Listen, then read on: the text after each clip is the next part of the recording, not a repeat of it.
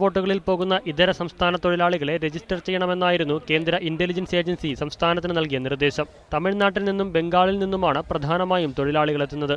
പലതരത്തിലുള്ള കുറ്റകൃത്യങ്ങൾ നടത്തി നാടുവിടുന്നവരും ഇവരിലുണ്ട്. അതുകൊണ്ട് ഇവരുടെ കൃത്യമായ വിവരശേഖരണം നടത്തണമെന്നും കേന്ദ്ര ഇന്റലിജൻസ് ഏജൻസി ആവശ്യപ്പെട്ടിരുന്നു. മതിയായ പരിശോധനകൾ നടത്താതെ അന്യസംസ്ഥാന തൊഴിലാളികളെ ബോട്ടുകളിൽ ജോലിക്കയക്കരുതെന്നും ഇന്റലിജൻസ് റിപ്പോർട്ടിൽ പരാമർശമുണ്ട്.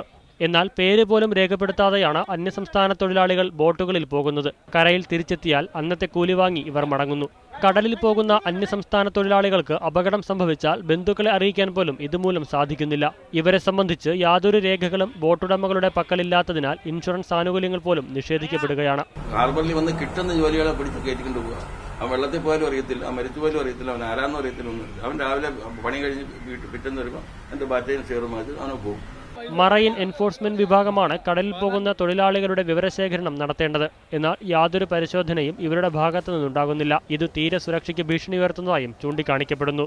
PL Kiran, media 1.